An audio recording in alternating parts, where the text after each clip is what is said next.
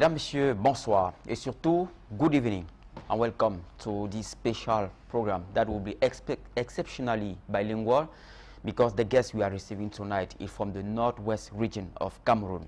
Cela dit, bienvenue. L'histoire de cette mère d'enfant que vous écouterez ce soir ressemble à un film d'horreur. Elle a perdu la saveur maternelle, la joie et le bonheur d'être mère depuis la naissance de ses derniers enfants. Ils sont tous nés avec deux sexes. Ils sont à la fois porteurs d'un appareil génital masculin et féminin. Ils souffrent d'une véritable ambiguïté sexuelle, un cas d'école pour la communauté scientifique.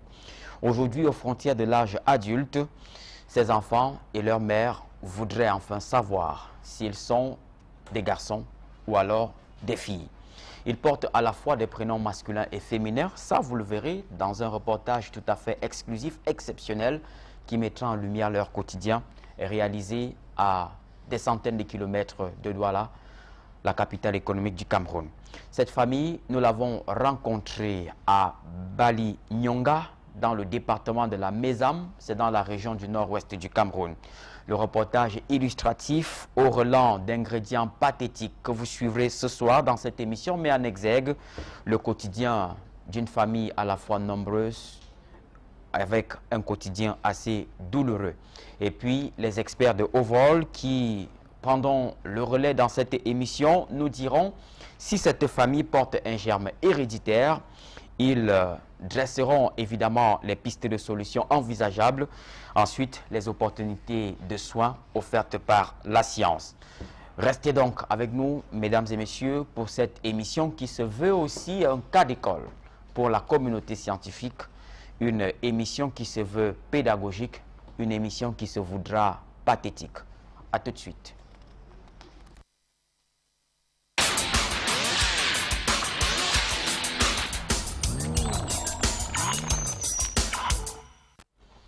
Alors, je vous le disais à l'entame, l'émission de ce soir se voudra particulièrement bilingue du fait de l'appartenance linguistique de notre invité. Le sujet à qui nous donnons la parole ce soir, une maman qui a perdu la joie et la saveur d'être mère depuis une découverte qui a bouleversé son quotidien. Nous l'avons retrouvée à Bamenda, précisément à Bali Nyonga, dans la région du nord-ouest, et ce soir c'est avec beaucoup de plaisir que nous la recevons. Madame Gladys Biloa, good evening. Good evening, sir. How are you tonight? I'm fine, thank you. Okay, you are welcome. Thank you. Okay, I will advise you to look at your camera when you are speaking, Okay. so that those of your friends, brothers and sisters watching will really understand and, you know, communicate with you. So, how was the journey? The journey was fine. I left Bali yesterday around 7 o'clock in the evening. I went to Bamenda. We took the vehicle at 10 a.m. in the night. We passed through the Mafe Kumba route. So we arrived Douala this morning at 6 a.m. in the morning. So everything was fine. Fine. Okay, you are welcome. Thank you. You are a mother of 5. Donc vous êtes une mère de 5 enfants. Vous résidez à Bali Nyonga, qui est dans un village logé dans le département de la Mézam. How are the children? No, the children, they are fine. Mm-hmm. So your life? I have 5 children. I gave birth to 3 children successfully. The last 2 came with some complication. How did I discover it? Early in the morning, around 5:30 a.m., when the child was already above 1 year, when I was changing the child's napkin, I saw the small clitoris erecting as a penis. So I called the father. The father came and saw it. We took the child to the hospital. So some doctors, they were not aware of it. I told him that it's better for us to go to a mission hospital where people will be, many doctors will be there to see what is happening. He said we should go to Shishong Hospital in Kumbu. So we left and went there. We saw a doctor, white, Dr. Evans, and consult him. He told us to go and observe the activities of the child for a year. We went and did it, came back for control. He saw us and said we should go again and keep observing that child till when the child will be 14 years old. By then the child can determine his or her sex. Before leaving like that, I was already pregnant for the second one. When I went and delivered the second one, the doctors, they told me that I've delivered a female sex. Since I knew of the problems of the first one, I just looked keenly into the inner part of that child. I discovered that it was the same problem I had with the other one. So I notified the doctor. The doctor saw it. There was nothing he could do. Immediately they discharged us from the hospital. I left. It was the younger baby was 6 days old. I left and went to General Hospital in Bamenda. I consulted Dr. Zama. He sent me for echography in Bafoussam, in Dr. Ndam's place in Bafoussam. So when I was going, I took the first one. We went and did the echography. When I came back with the results, he took the results now, told me to buy a surgical blade. I went and bought it. He took the child to the theater. Within a certain while, he came back to me and told me that I should go and observe where the child actually peed. That was what the doctor told me. So what he wanted to do, he did not do it again. So for that reason, I said, well, being a doctor, a small baby of that nature who will not even stay up to long, or let's say 30 minutes before urinating, why is it that this doctor cannot just be patient to see where the child is going to urinate and let's see what to do?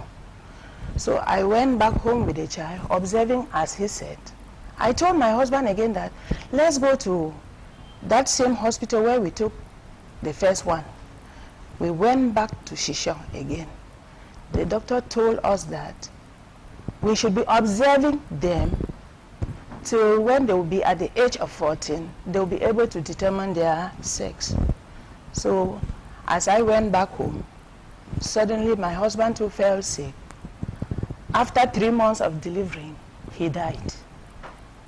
So I was now stranded with the children. Alone. Doing all the activities alone. Taking care of the senior ones alone. So I had a lot of trauma in me. Even right now as I'm talking like this, I don't know that I'm like other human beings on earth because of the trials and temptations that I'm passing through. At my age, I'm already suffering from hypertension because of the situation of these children. So these children, as they were growing up, they had cricket legs. Yeah, we'll talk about that, but what is really disturbing you today? What is disturbing me is just that the situation of the children as they are growing big like this, I don't know how they might end up in future. That is what is worrying me. Carrying both sex and growing. Okay, let me do a summary of what you just said in French for the French-speaking televiewers to better understand. Donc, Madame Gladys explique justement que c'est après, un an après la naissance du premier enfant, qu'elle fait la découverte d'une anomalie sur l'appareil génital de son fils. Et étant enceinte du deuxième, alors qu'elle arpentait les couloirs de l'hôpital pour savoir exactement de quoi il était question, elle donne naissance à un deuxième enfant qui lui aussi présente une anomalie similaire. et ce sera le début de son aventure dans les formations hospitalières. Elle ira d'hôpitaux en hôpitaux. Malheureusement, à un moment, elle perdra son époux alors que le bébé n'avait que 3 mois. Et au bout de 3 mois de maladie, son époux va quitter la scène pour l'abandonner seul sur ce chemin de croix.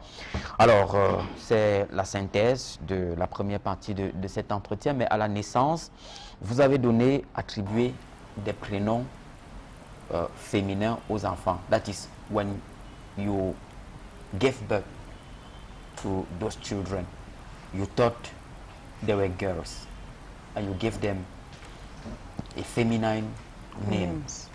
How come? How did it go? And why did you do the choice? When I gave birth to the first child, the nurse on duty told me that was a female child. I did not know of anything. So I just accepted that that child was a girl child. And we named the child a female name. So it was when I gave birth to the second one now. After giving the names, we discovered these problems. So as they were growing, they were still bearing that name. And even right now, some people are still calling them with those names. What are the names? The first one was Moyo Annabelle Nobila. And the second one is Lepsia Syrian Nobila. So as we were preparing them for exams, I was doubting what I'm going to do with the children. So since I've been coming to Yaoundé with them for control, specialists from Holland, they told me that these children, they are all male children. I should go and change their names and give them male's name. That is why I went and changed the names. So you had to change their birth certificate?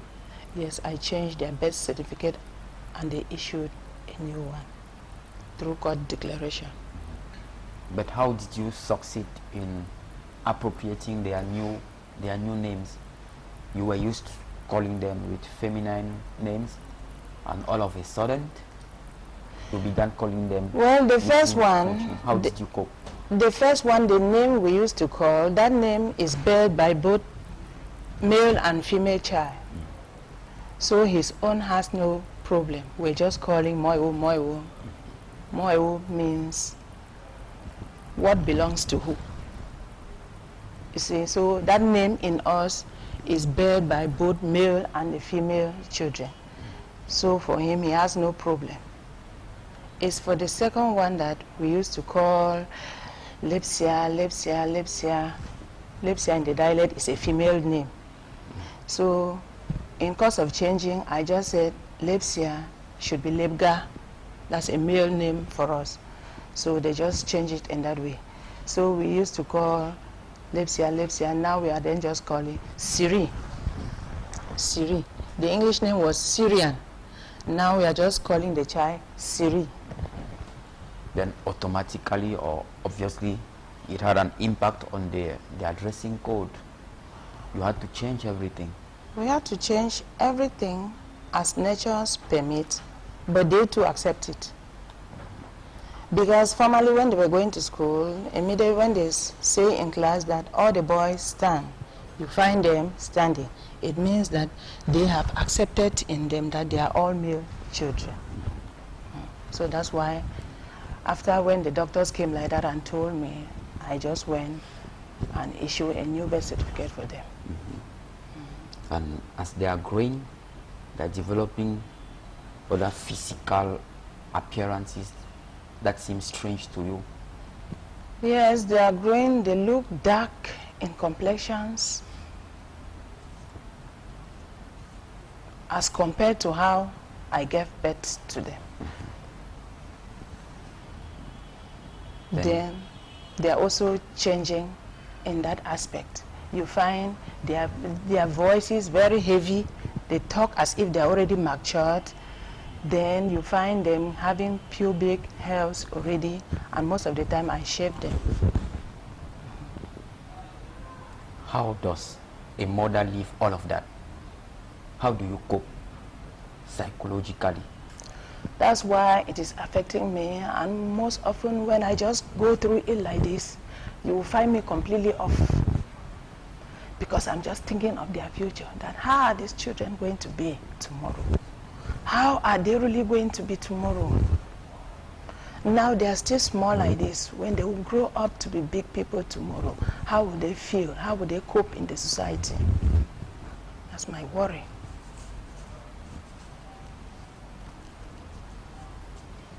And the question is permanent in your mind. It is there fixed in my mind.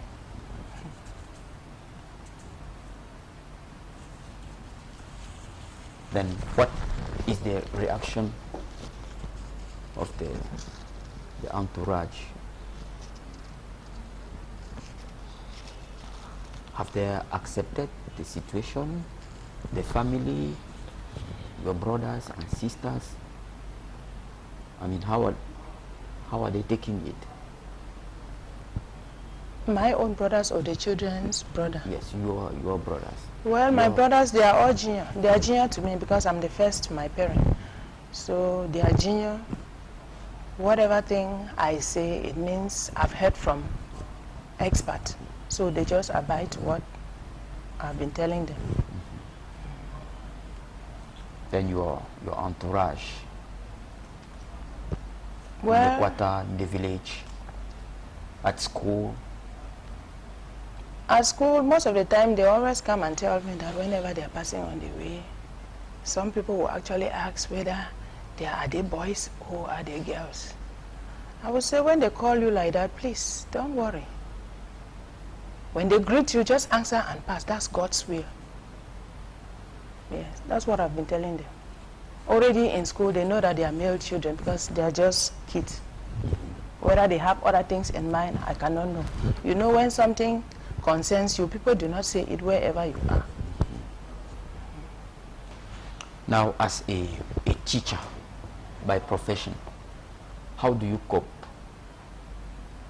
with all the rendezvous you have in various hospitals that you've been to? How do you succeed in getting time, permission to go over all the hospitals? Well, I know that is really a pertinent problem in my life because it disturbs me in so many aspects. I'm not steady. And when the program is coming, it's not something that they will notify you for a month so that you should keep preparing. They can just call you 2 days to the program that report at this station at this time. You will find me running up and down for permission. I'm thinking how I'm going to abandon the children in class. I'm thinking how the children back at home will look like as I'm here present like this. I don't know whether the other ones, they are in the house or not as I'm here like this. I cannot be everywhere at the same time.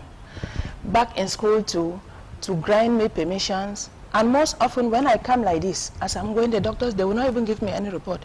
It was last time that I came to Douala in Hospital Ginecol.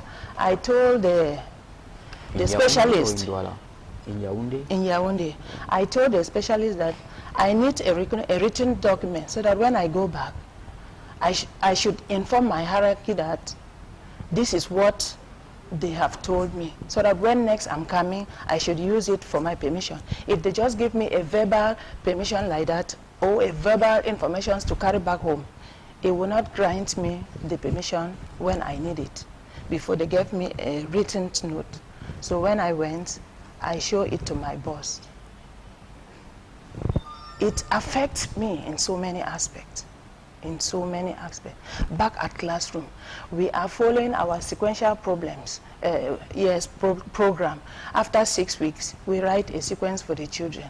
So long as you are not in school for 1 or 2 days, it affects the children in many aspects. So my children are lacking in so many aspects in my absence. And since you gave birth to them, your life has changed. My life has changed completely because all this thought, day and night, I developed hypertension. most of the time you find me crying headache. Headache, you know that my BP has risen.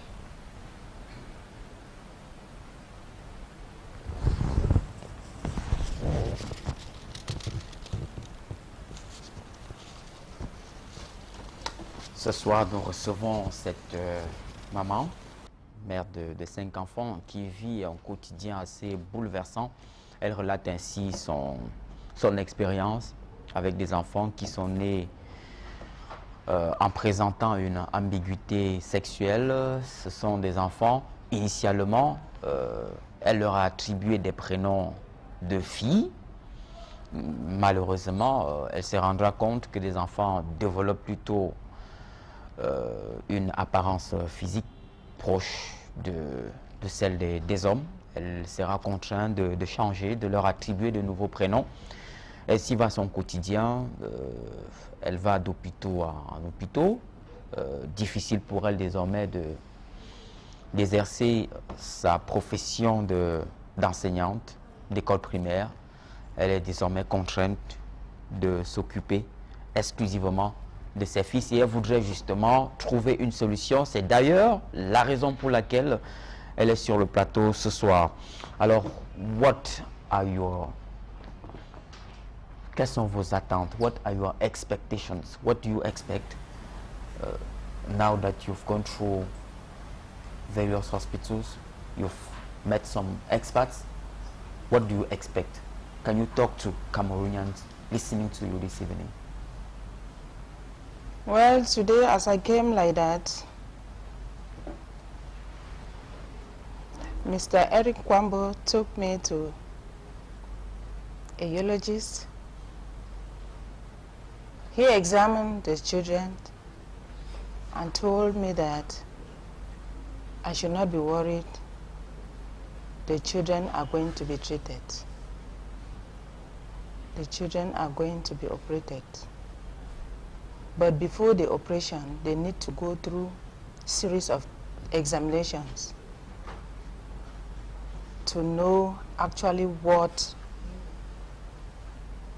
is wrong with the children before they determine what sex to give the children. That was the result I had today. Even though it moves alongside with what the specialist from Switzerland has been telling me. They told me that the children, they were all male children, that I should go and change their names and give them the male names. That is why I went and changed the name. So as he said today like that, I knew he was moving alongside with what the other doctors told me.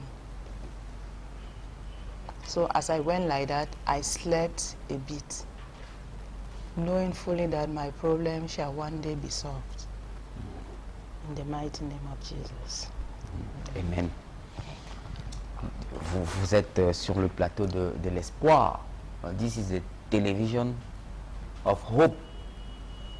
We have received complicated cases, more than yours. And I want to guarantee you that we'll do our best, because there were some children similar to yours that we received some years ago, and the child is good, he's okay right now, and you might discuss with the mother of that child who suffered like you, so that she's going to console you. But this operation will need enough money, and the money you don't have. So Cameroonians are listening to you. They are ready to help you. What message do you have for them in terms of help? I would just say a word of appreciation to them, that may their source of provisions be replenished 100-fold. Let's try to see what we can do with these young children.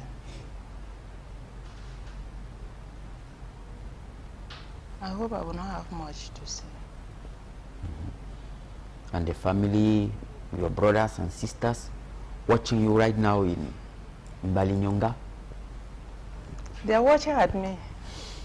Because I even told my children that the program is on. As we were coming like that, you told me to switch off my phone. Immediately we went to that dressing room. I said, no, let me just put on my phone, and told my children to put the Equinox on and see what is going on at the television.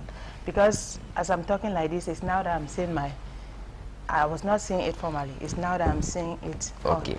So they will be the persons narrating the story to me. Okay.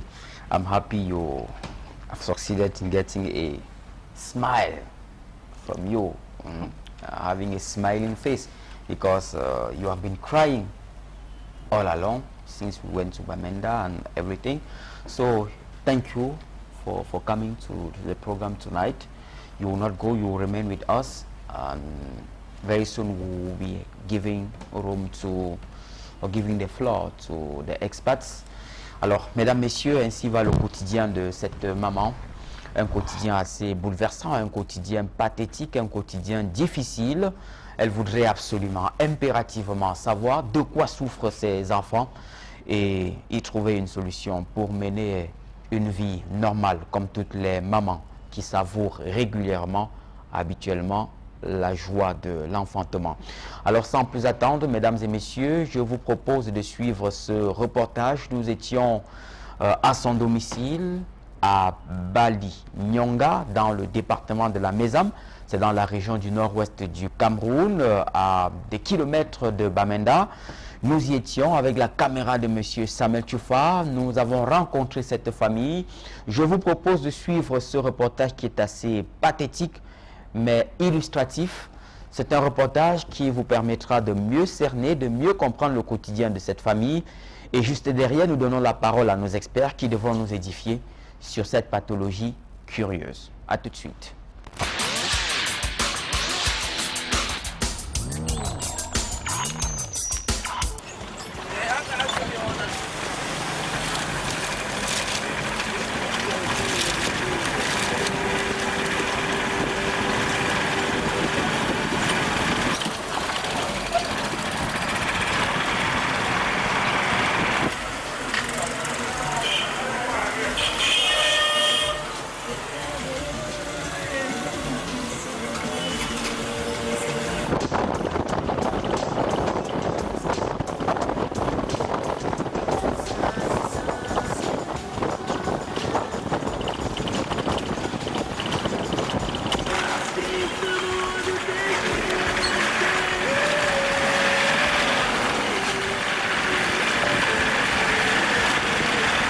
Bamenda, capitale régionale du Nord-Ouest, dévoile son visage matinal en contexte de crise anglophone.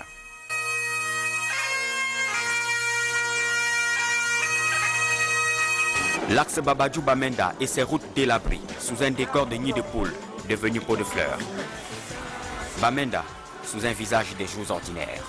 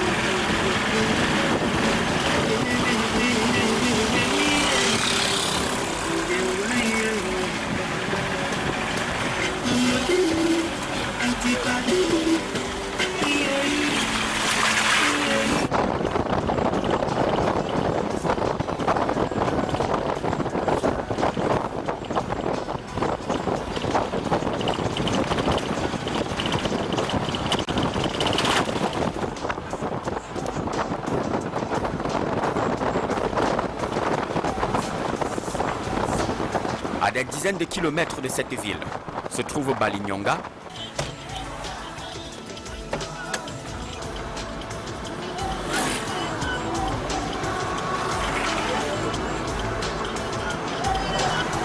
C'est ici que vit cette femme.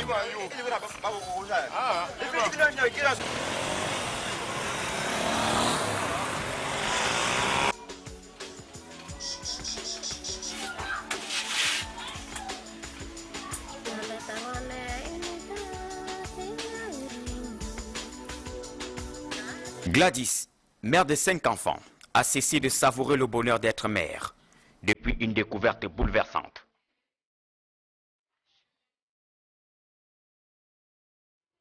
Ces 2 derniers enfants ne savent toujours pas s'ils sont des garçons ou alors des filles.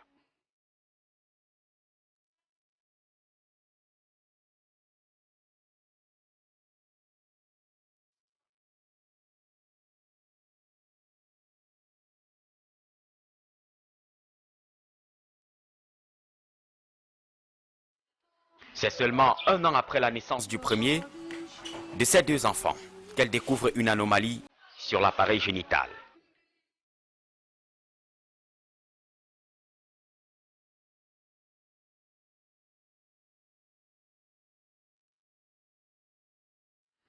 I discovered it early in the morning when I was changing the child's napkin. I discovered that the clitoris erecting as a small penis. So I drew the attention of my husband. By then my husband was still alive. So he came and saw the situation. We took the child to the hospital. From the hospital, they said we should go and observe. I was not still satisfied. I said we should go to a mission hospital. We took now the child to Shishong Hospital. There they made an echography and told us that we should go back home and observe the child for a year. See the activities of the child, where the child is inclined to. À la découverte de cette anomalie sur l'appareil génital de son enfant, les médecins recommandent d'attendre l'âge de 14 ans pour déterminer s'il s'agit d'un garçon ou d'une fille.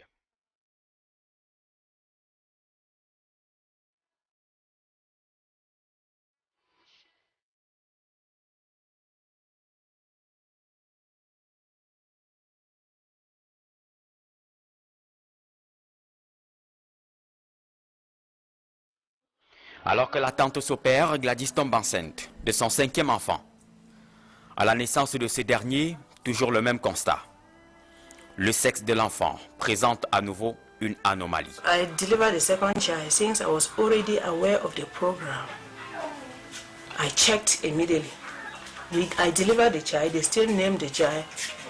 They said it was a girl child. The nurses in the hospital told me that the child was a girl child. So when they took now the child for bathing, I still studied it again and discovered that it was like the former one. I drew the attention of the nurse on concern. So he took us to the doctor there, the doctor to observe, because the doctor knew of the first situation.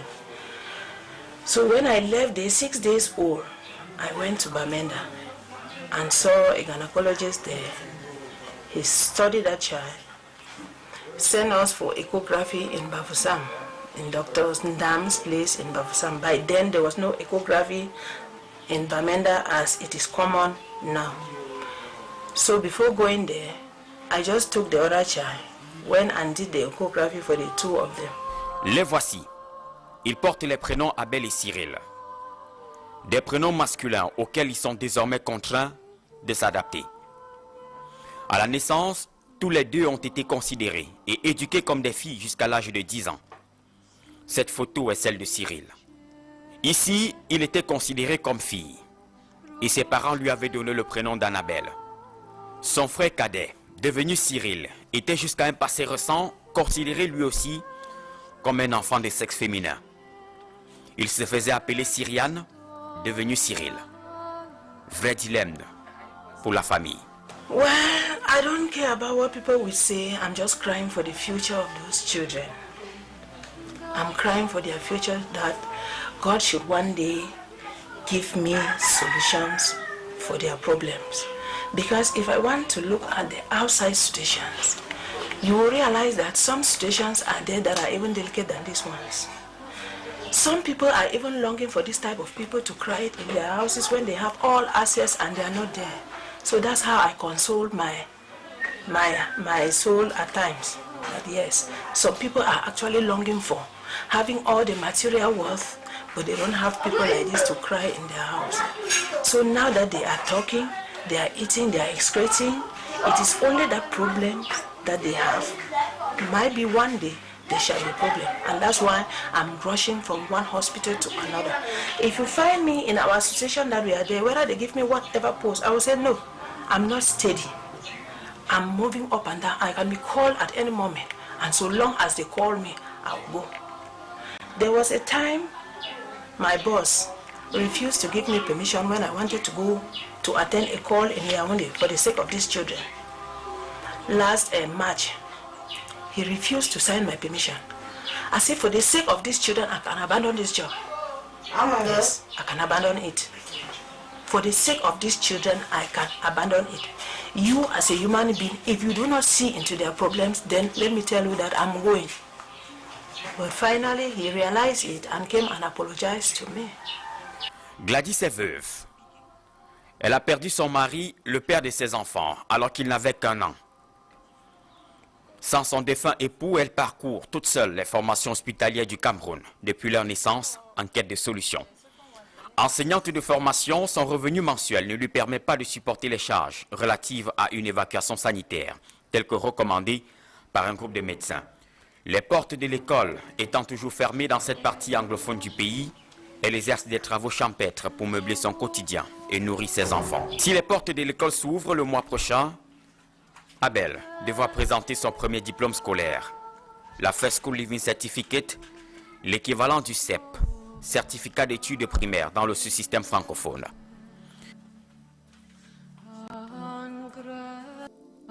Maman, quant à elle, ne sait à quelle porte frapper, après avoir parcouru plusieurs formations hospitalières.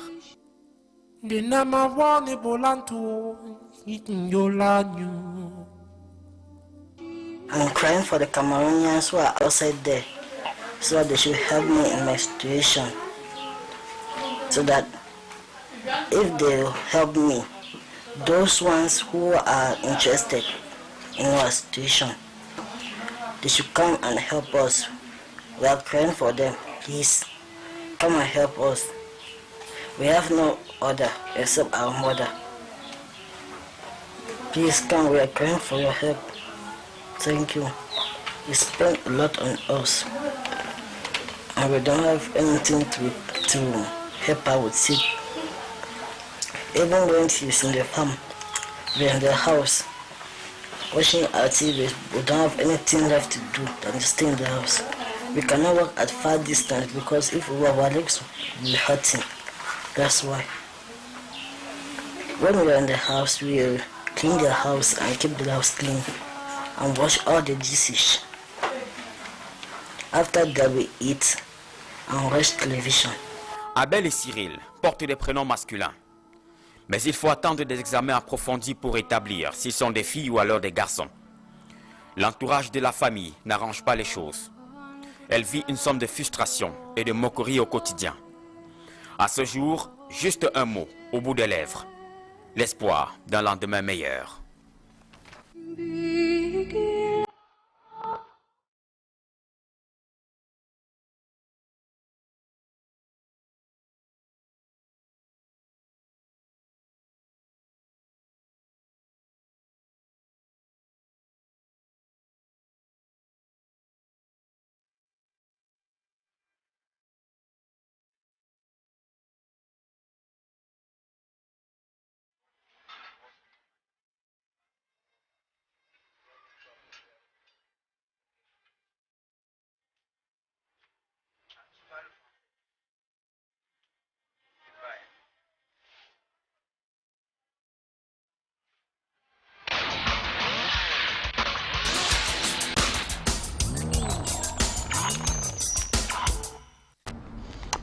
Oui, une nouvelle vie pour ces 2 enfants, c'est possible. Évidemment, nous en sommes convaincus, nous gardons l'espoir.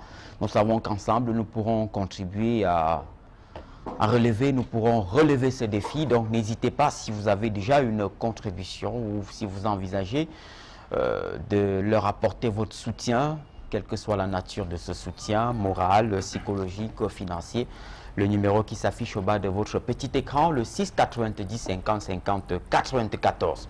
Alors, place aux experts qui sont déjà en plateau ce soir pour évoquer cette question qui a tous les ingrédients d'une curiosité scientifique et qui est également une curiosité pour de nombreuses personnes qui nous écoutent et qui nous regardent ce soir.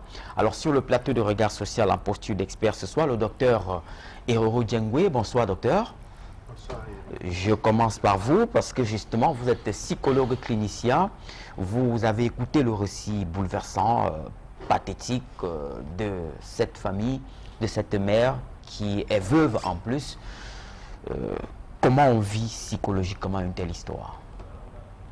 Bien, Eric, merci de l'invitation. Et puis, je voudrais, avant de répondre à votre question, décliner un peu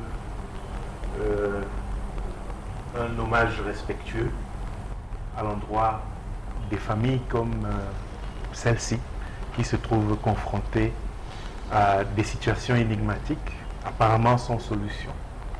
Et puis, dire mon admiration aussi à l'adresse de cette maman qui semble être accablée par quelque chose d'insurmontable et d'incompréhensible. Et dire mes encouragements aussi à ces jeunes qui semblent être piégés par quelque chose d'accablant. Et pour répondre à votre question, je crois que vivre avec une question sans réponse, quelle que soit la question déjà, c'est quelque chose qui est éminemment anxiogène, stressant, et va bouleverser l'équilibre, le bien-être, la sérénité, la santé, et hypothéquer les possibilités d'un bonheur auquel chacun, naturellement, peut aspirer. Et concrètement, dans ce cas,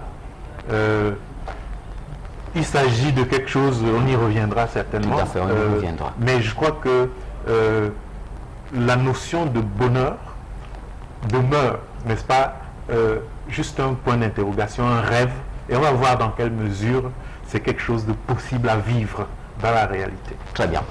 Docteur Ernestine Guebel, bonsoir. Bonsoir Eric. Vous êtes gynécologue obstétricien. Merci de nous faire l'honneur d'être sur ce plateau.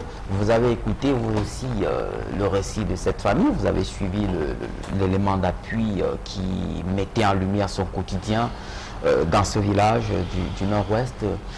De prime abord, comment vous réagissez? Mais ça, c'est vraiment douloureux parce qu'il y a tout un mélange de difficultés. La vie au quotidien d'une mère de 5 enfants sans père, qui ne peut même pas exercer son travail. Et là-dessus, des enfants qui deviennent des filles qui deviennent des garçons, qui peut-être redeviendront encore des filles. Je crois que c'est vraiment difficile. Mais comme vous l'avez dit, et comme tout le monde l'a dit, et comme la dame elle-même l'a dit, je pense qu'il faut qu'on s'accroche à l'espoir parce qu'il y a toujours de l'espoir effectivement dans même les situations les plus désespérées. Tout à fait. Alors nous rentrerons tout à l'heure dans des questions de fond, des questions un peu plus techniques qui relèvent de vos compétences justement. Alors également avec nous sur le plateau ce soir le docteur Géry Cuichet. Bonsoir docteur. Bonsoir monsieur Premier. Vous êtes médecin urologue exerçant à Douala. Comment vous réagissez à ces cas? Ce sont des cas assez exceptionnels que nous avons parfois l'occasion de rencontrer et qui sont, c'est vrai, très difficiles à prendre en charge. Je suis tout de même surpris par la vue tardive de cet enfant. Bon, ce qui me surprend plus ici, c'est le fait que les médecins demandent à la maman d'attendre jusqu'à l'âge adulte pour déterminer le sexe de l'enfant. Imaginez 14-15 ans sans savoir qui on est exactement, quelle est notre identité. C'est vraiment très très horrible et catastrophique. Je pense qu'on en discutera plus tard. Très bien. Et puis le docteur Patrick Kouan. Bonsoir docteur. Bonsoir Eric. Et bienvenue sur le plateau. Vous êtes vous aussi médecin urologue et je dois trahir un secret. Vous avez consulté ces enfants. Quelle est votre réaction ce soir?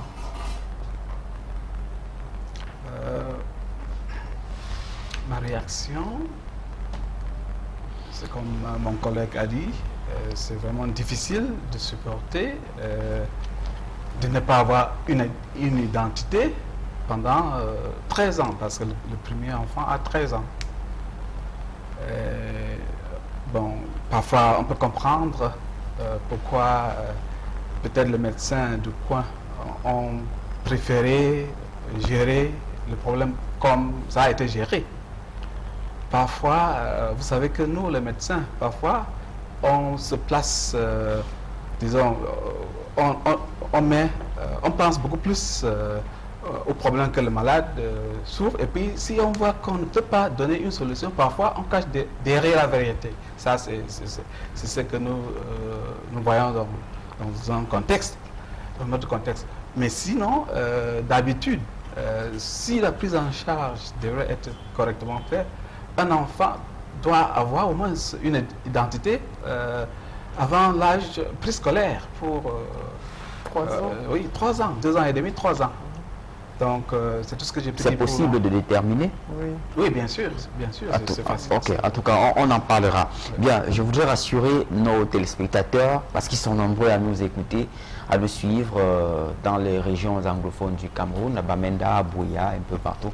Donc, l'émission sera bilingue, hein. The program will be bilingual, so the experts will try as much as they can to speak in English, and that's why I'm giving you the floor, Dr. Patrick Kouan, since you are a very bilingual Cameroonian, bilingual doctor. So, what are the children suffering from? Well, to go straight to the point, these 2 kids have what we call ambiguous external genitalia, or intersex, which means that in common parlance, you can call it hermaphrodite, but you need to carry out special examination, clinical examination, and blood tests and ecography, and especially what they call a karyotype, to determine the sex of the child.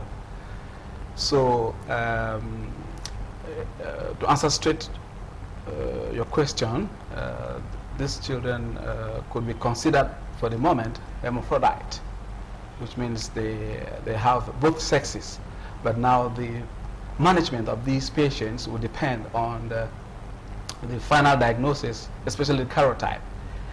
And I must just say right now that that is the most important aspect. But of course, you have to take into consideration all these factors which the children themselves are going through, and the mother, and of course the legal aspects.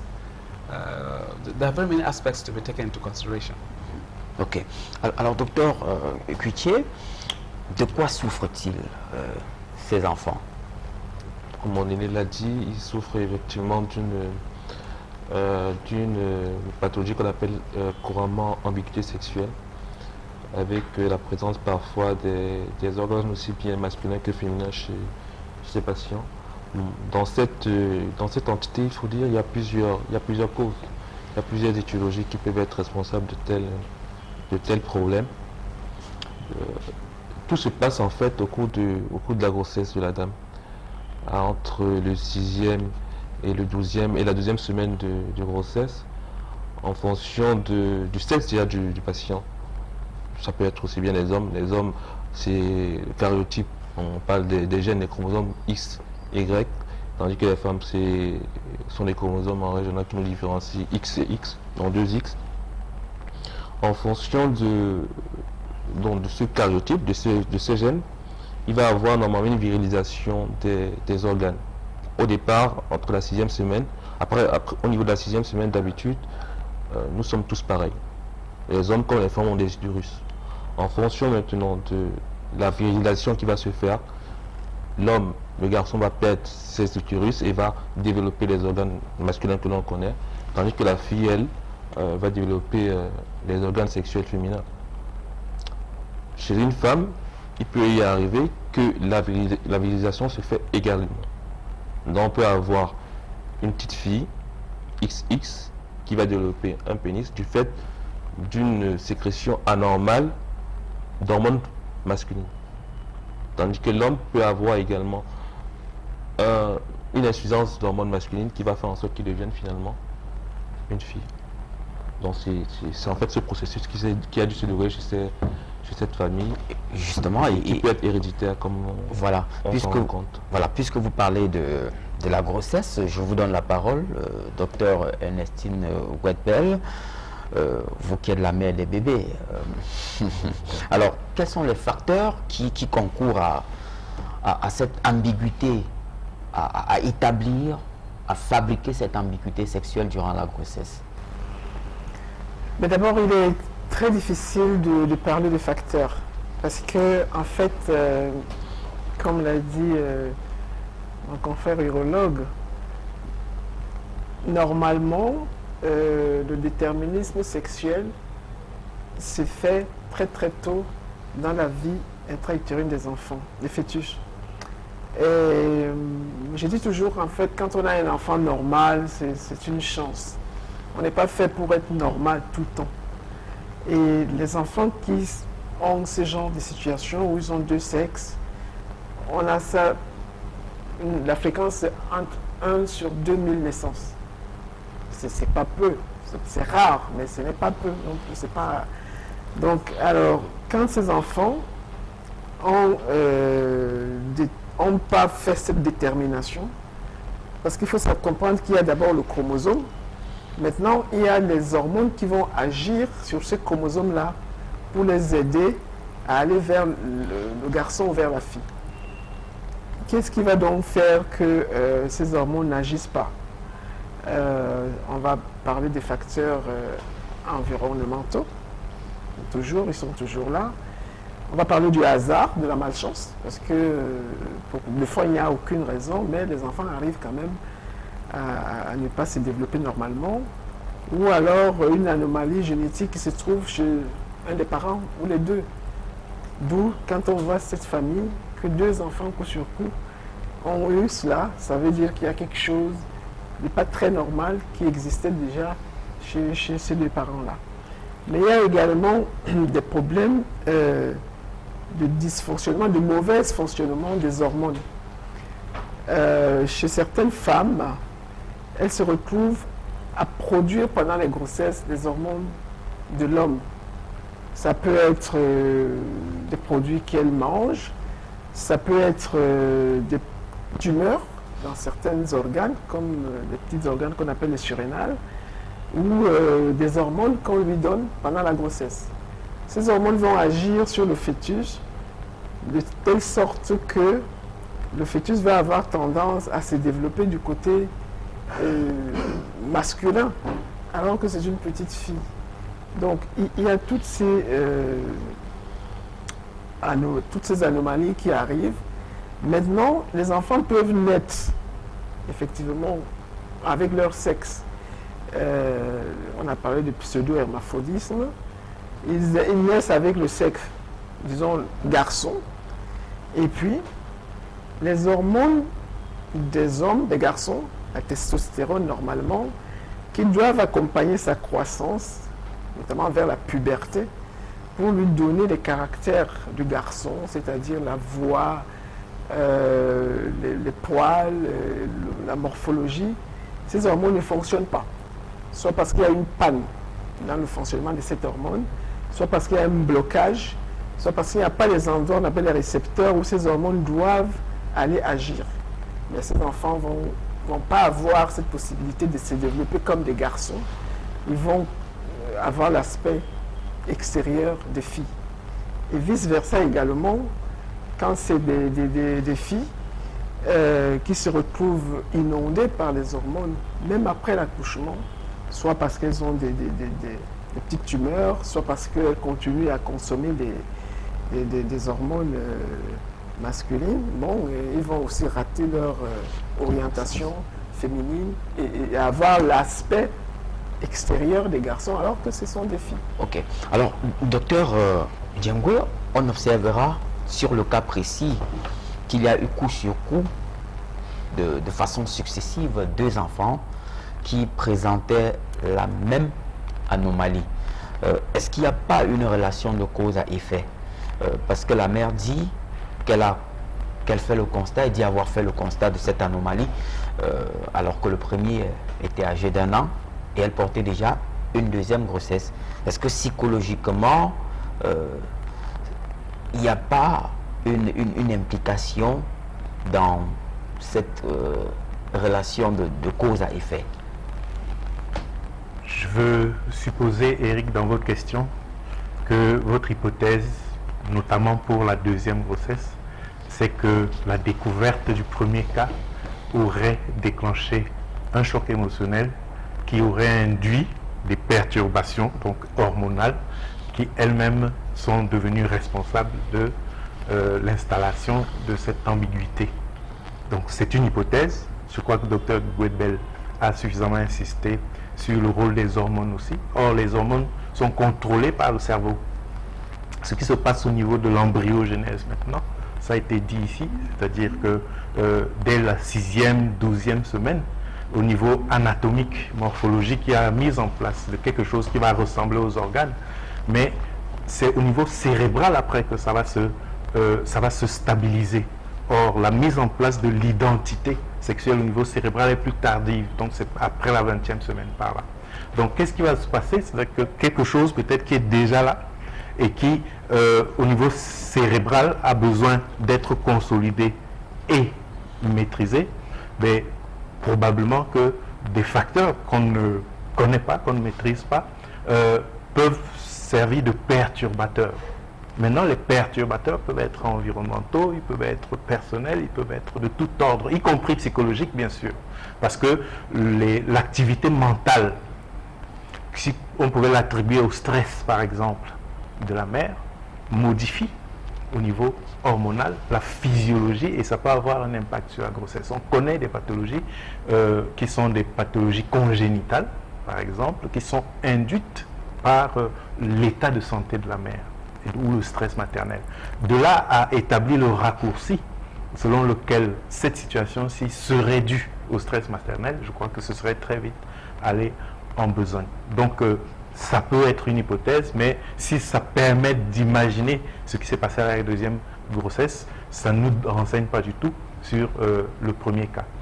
On constate aussi que les deux, par ailleurs, je ne sais pas exactement quel âge ils ont, mais ils présentent quelque chose qui ressemblerait à un type de retard de croissance, n'est-ce pas, staturo-pondéral.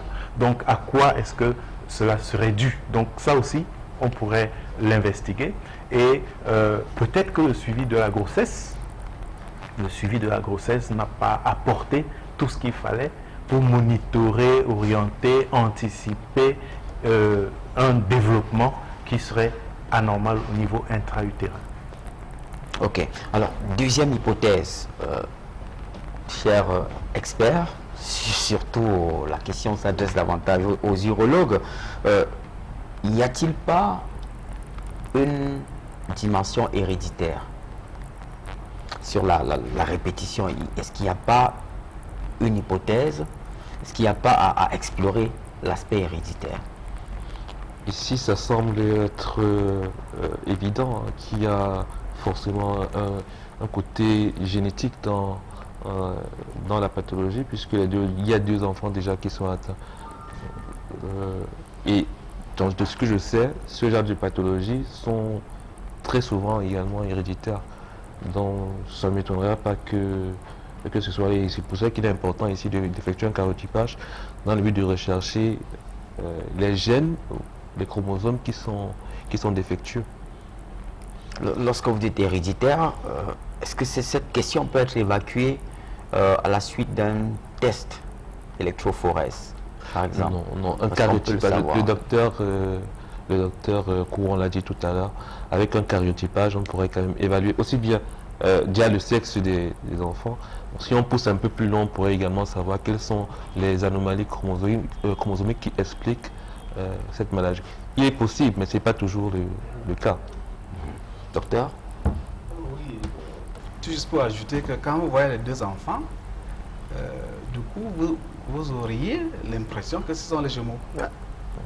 Or, il y a un écart de 3 ans, 10 ans et 13 ans. Et quand vous les examinez encore, parce que j'ai eu quand même l'occasion de les examiner, et ils ont subi des opérations au niveau de leurs os. Donc j'ai l'impression que c'est fortement, il y a une forte probabilité que ça soit génétique. Et c'est des études approfondies de l'ADN qui pourra nous donner peut-être un peu plus de détails si on veut vraiment aller jusqu'au fond pour aller avoir. Parce que j'ai l'impression qu'ils ont ce qu'on appelle l'achondroplasie. Donc il risque de ne pas grandir comme tout autre enfant, mais l'achondroplasie, c'est une anomalie qui touche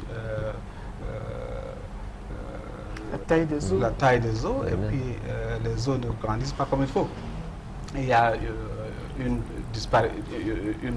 différence entre la taille, la distance entre le pied et le bassin par rapport au bassin, la tête. Mais toujours est-il qu'il y a ces individus qui peuvent voir des enfants qui peuvent grandir. C'est héréditaire. Donc c'est juste pour dire que c'est un problème héréditaire. Mais y a-t-il une corrélation avec, ou une interaction ou un lien entre l'ambiguïté sexuelle et cette pathologie que vous venez de citer? Là, il faut faire un peu de recherche pour être un peu plus sûr, mais c'est un constat. C'est pas classique en fait. Ouais, c'est vrai, il y a d'autres malformations parfois qui peuvent s'associer à ce genre d'ambiguïté. Oui. Ça peut arriver, mais bon, par contre, je n'ai jamais vu en fait. Bon, je ne suis pas aussi expérimenté que mon cher René. Alors, docteur, maintenant en anglais, parce qu'il faut qu'on comprenne bien sur deux aspects, la croissance et puis la question génétique. What should we understand? Growth and hereditary. Now you're taking us out of this particular problem, but I think we should, with all fairness, not go into too much detail, but all I was trying to say is that this problem is hereditary, which means that it's probably an abnormality that has been handed down from the parents, and is the most likely cause of this problem, especially since you have two children who have similar clinical problems. Without going into details, I think that is the message, that because to know the cause in this case is hereditary, and the effects are what you have seen.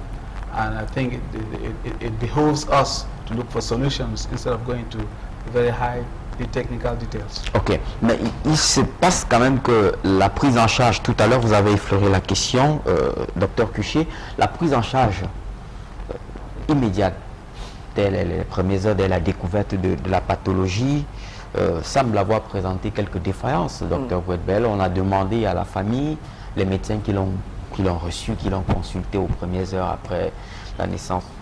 Ces enfants leur ont recommandé d'attendre l'âge de 14 ans pour déterminer la véritable orientation sexuelle. Cette recommandation était-elle idéale? Mais je pense que la plupart des médecins vont réagir en fonction des conditions de travail qu'ils ont, des équipements, des possibilités de faire les examens. J'ai vu dans ce reportage qu'on a demandé à ces enfants de quitter la région de Bamenda pour aller faire les échographies à Bafoussam. Alors l'échographie, c'est l'examen le plus simple qui aurait pu être fait. Il y a d'autres examens, des dosages hormonaux, on en a parlé tout à l'heure. Et actuellement, donc, le karyotype surtout, c'est vraiment l'examen déterminant. On ne fait pas ça au Cameroun, les karyotypes, il faut le savoir. Donc, ça veut dire qu'il faut prélever le sang de ces enfants et aller les envoyer à l'étranger. Et également, un autre examen qui est déterminant, c'est l'IRM. L'IRM qui va faire la géographie des organes. On verra bien si ce petit enfant a des ovaires ou les testicules. Tout cela va aider à faire un diagnostic relativement précoce, vraiment avant 3 ans. Et l'idéal de faire ce diagnostic avant 3 ans, c'est d'aider justement l'enfant à avoir le sexe. C'est extrêmement important pour ces enfants d'avoir un sexe. Et naturellement, on leur a donné des sexes féminins, j'ai dit tout à l'heure. Ensuite, comme ils ont changé de morphologie, on est redevenu à les considérer comme des garçons. Mais quand on fera le vrai diagnostic, moi je sens comme on reviendra encore au sexe féminin. C'est pas impossible. Parce que s'ils avaient une apparence féminine au départ, c'est possible qu'ils aient des ovaires. Mais que les hormones qui devaient accompagner ce qu'on a dit tout à l'heure ne fonctionnent pas correctement. C'est pour ça qu'ils ont choisi ce côté masculin. Et quand on regardera le karyotype, quand on regardera l'existence des ovaires, peut-être que... Alors, il sera un peu juste de leur ramener physiquement à être des filles. Et dans ces conditions, il faudra probablement continuer. Parce que ça, là, c'est le travail des urologues. Voilà, ils sont là aux frontières de l'âge adulte. Oui. Donc, il n'est pas exclu qu'on vive d'autres développements peut-être proches de la jeune fille en âge adulte. Non, si on les laisse tels qu'ils sont maintenant, ils etc. vont continuer vers ce côté masculin. Mais si on veut revenir sur le vrai diagnostic, eh bien, on pourrait avoir des choix difficiles à faire pour les ramener peut-être à leur sexe réel. Parce que si l'examen de karyotype, tel que vous l'appelez, venait à dire que ce sont des filles, oui, il faudra... Et à ce moment-là, docteur, ça deviendrait compliqué.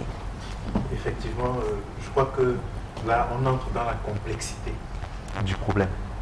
Parce que la question de l'identité qui a été évoquée ici, c'est ça qui est au fond, c'est fondamental.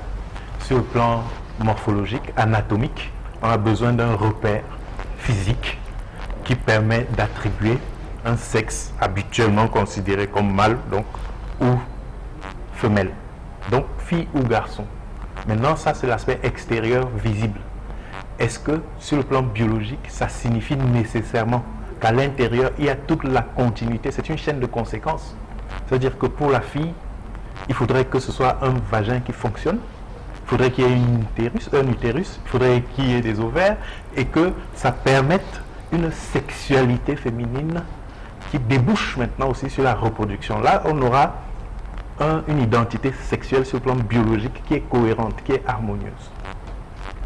Là, ce n'est pas encore prouvé. Donc, de l'autre côté, c'est la même chose, du côté masculin.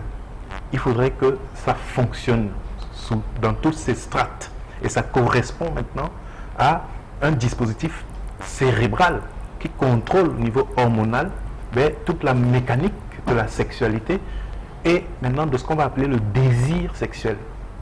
Donc on sort de la dimension purement physique, anatomique, pour entrer dans une autre forme d'identité, qui est donc celle de la perception.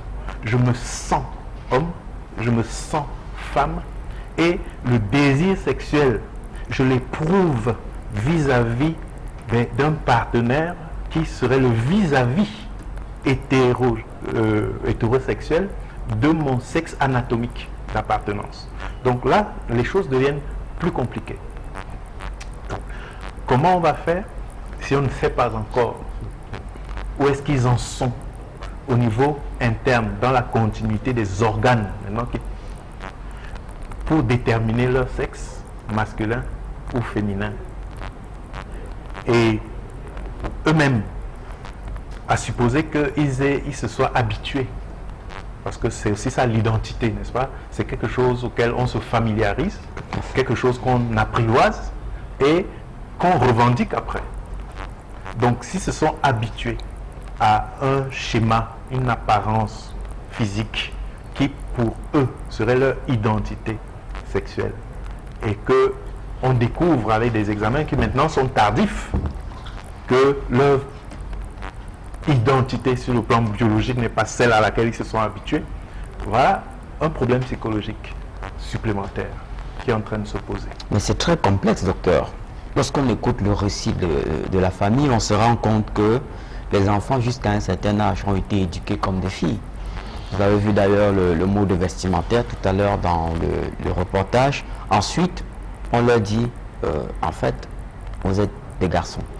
Et eux aussi, voilà, ils sont obligés de s'adapter. C'est difficile, mais c'est malheureusement la réalité. Et à l'école, sa maman le disait tout à l'heure, lorsqu'on demande aux enfants garçons de se mettre debout, ils se lèvent. Donc, comment interpréter cet aspect-là, ces signaux? Est-ce qu'ils revendiquent une identité masculine? On peut donc constater que sur un plan culturel, sur un plan social, on leur a attribué une identité masculine, et avec cette identité masculine, ben, ils s'identifient et ils revendiquent quelque chose qui correspond un peu à l'apparence qu'on leur trouve, qu'on leur voit. Est-ce que ça veut dire qu'ils sont des garçons? Qu'est-ce qui a justifié que l'on passe de l'attribution de l'identité féminine à l'attribution de l'identité masculine? Ça, est-ce que ce sont des préoccupations, des angoisses, un désir ou des fantasmes parentaux qui sont derrière, n'est-ce pas, ce besoin de dire, bon, ben, j'aimerais que ce soit un garçon, ou il faudrait que ce soit des garçons, et puis, bon, on décrète que ce sont des garçons. Donc, vous voyez que ça devient un peu flou, et on est dans une confusion maintenant au niveau de l'identité.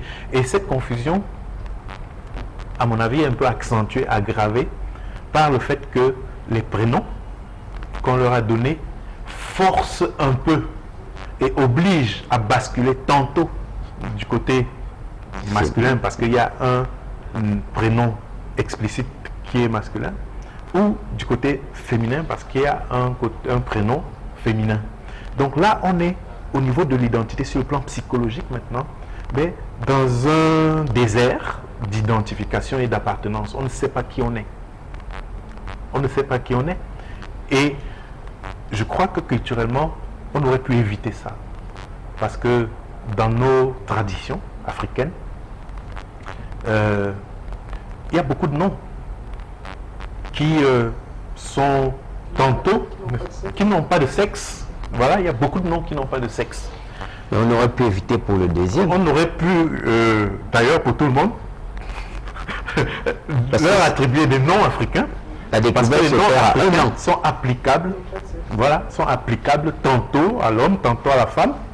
Et donc, si on avait pensé avec cette incertitude au fait d'ancrer dans une identité qui soit culturellement stable, avoir recours aussi à nos valeurs traditionnelles, parce que notre culture a des valeurs qui sécurisent. Mais peut-être qu'un nom africain, ou des noms africains, aurait permis d'avoir quelque chose qui soit dans la continuité, parce que l'identité, c'est quelque chose qui est identique, c'est-à-dire qui reste le même dans la durée. Or là, on est en train de surfer, de slalomer sur l'identité. Mais je crois que sur cette question, le docteur Kouan peut déjà nous dresser une hypothèse plausible. Vous avez consulté les enfants, docteur. Sont-ils des garçons ou des filles? Je ne sais pas. Non, il a tout dit. C'est vraiment complexe. Mais on doit faire attention. On doit prendre en charge ces enfants en tenant compte de certaines réalités. Et on pourra aussi projeter dans l'avenir au point de vue fonctionnalité et adaptabilité. Qu'est-ce que je veux dire par ça? Vous venez d'entendre que leur maman nous a dit que quand on demande aux garçons de se lever quand ils sont à l'école, ils se lèvent, les deux se lèvent. Donc ils se considèrent déjà comme des garçons. Donc je pense qu'on leur a dit qu'ils n'étaient pas des filles, ils sont des garçons. Pas nécessairement. Ou alors c'est un réflexe naturel. Non, il faut leur poser la question aux enfants. Effectivement, quand on leur pose la question, comment vous vous sentez? Je me sens comme un garçon. les deux, par exemple. Et quand vous allez les examiner phénotypiquement, vous allez voir que l'aspect mâle prédomine un peu, pour des raisons qu'on vient d'évoquer tout à l'heure. Et techniquement, pour les prendre en charge, peut-être ce serait plus facile de leur attribuer aussi, d'accepter. De conserver le sexe. Oui, justement, de conserver le sexe. Et avec l'accord de la famille, et ils doivent signer, et puis, donc c'est vraiment complexe, il faut les accompagner. Parce que je me souviens, par exemple, quand j'étais encore résident, l'un des cas que nous avons fait, je ne peux jamais oublier ce cas, c'était un beau garçon, une fille de 15 ans. On était contraint de fermer les oreilles qui avaient été percées. On était contraint de faire une mastectomie bilatérale et une urétroplastie, phalloplastie. Donc c'est un cas typique. Et on était contraint de changer le nom de l'enfant. C'était un nom féminin. Et on était même contraint de dire à la famille que cet individu devrait changer de ville, de quitter Lagos pour aller ailleurs. Donc vous voyez, c'est vraiment complexe. Donc il faut donc une prise en charge globale, multidisciplinaire, et on doit aussi considérer les aspects légaux, etc. etc. Donc je pense que c'est comme ça que nous allons gérer ce cas. Ok. Alors, docteur Cuichet, question vraiment pratique. Si à la suite de l'examen de karyotype, il est établi que ce sont des filles, c'est une hypothèse. C'est une hypothèse, là on sera contraint de revenir à la case départ. Mais qu'est-ce qui devra se passer d'un point de vue physique? Quelles seront les initiatives médicales à prendre pour leur restaurer leur vraie identité? Est-ce que c'est là ce serait alors un pseudo-hémaphrodisme féminin? Et dans ce cas, normalement, il est assez difficile de transformer une femme en un homme. Alors que le contraire, lorsque c'est plutôt un hémaphrodisme masculin, il est possible dans ce cas de transformer un homme en une femme. Donc si franchement ce sont des femmes, ça va être assez difficile, je trouve, de les prendre en charge. Bon, tout à l'heure, je me suis plaint de la prise en charge initiale qui n'était pas du tout bien. Je vais essayer de revenir. C'est vrai, ça fait 13 ans, 10 ans, 13 ans que les enfants ont été vus. Je peux concevoir que c'était assez mal pris en charge. Mais actuellement, je voulais juste rappeler aux médecins qu'il est actuellement possible de référer les malades. Lorsque vous ne pouvez pas prendre en charge des cas qui vous dépassent, vous envoyez aux institutions supérieures. Il y a l'hôpital général qui est il y a l'hôpital gynéco-obstétrique qui fait du bon travail. Je pense que lorsque un généraliste n'est pas capable de prendre en charge de tels patients, il faudrait plutôt envoyer chez les spécialistes qui eux-mêmes peut-être devront envoyer chez d'autres spécialistes. Moi par exemple, je vois un cas comme ça, je ne prends pas en charge. J'ai des collègues qui sont peut-être plus spécialisés dans cette base qui pourront le prendre en charge. Mais pourquoi ça manque dans votre corps? On est déjà combien? On n'est pas si nombreux que ça. Et on a ils sont des cas rares. Ça, on en voit peut-être 10 cas au cours de notre carrière, ou disons 20 cas. On ne va pas se baser sur 20 cas pour pouvoir faire des études ou être expérimenté dans ce domaine. Donc on préfère faire chez des personnes qui ont vraiment eu à en voir beaucoup et qui pourront prendre en charge de tels patients. Alors, docteur, la maman est face à un dilemme. She wants to know, elle voudrait savoir si les enfants en âge adulte pourront être des enfants normaux, comme tous les autres, pourraient procréer, etc. Est-ce qu'à la suite de l'examen de karyotype, leur identité, leur vraie identité sexuelle peut être restaurée? Ensuite, pourront-ils procréer, faire des enfants, vivre normalement? Oui, on va commencer par la sexualité. Avant de procréer, il faut avoir une sexualité. C'est vrai que dans cette situation d'intersexualité-là, en ce qui concerne la sexualité, c'est là où on voit également, je ne veux pas stigmatiser qui que ce soit, des situations d'homosexualité aussi apparaissent souvent. Parce que justement, on va coller un sexe social à une personne dont ce n'est pas de sexe biologique. On va être... la notion de sexe social et de sexe biologique. Voilà, il va donc être attiré vers le sexe opposé au sien. Et puis, ça peut se retrouver qu'ils, socialement, ces deux mêmes sexes, on va les accuser d'homosexuels, par exemple, alors que c'est une sexualité qui n'est pas à décrier, par exemple. Maintenant, je pense que ces enfants-là, ces personnes-là n'ont pas de troubles mentaux. Donc, à partir du moment où ils n'ont pas de troubles mentaux, ils ont besoin d'une sexualité qui va s'exprimer à un moment ou à un autre, à une période ou à une autre. Il faut donc qu'ils soient accompagnés par rapport à ça. C'est pour cela que dans les cas, les bons cas où les diagnostics ont été précoces, on a fait une orientation la plus proche possible du sexe biologique. Ces personnes auront une bonne sexualité, généralement. Et étant plus facile de les diriger vers les femmes, ces femmes-là auront une sexualité avec les hommes, ça c'est clair.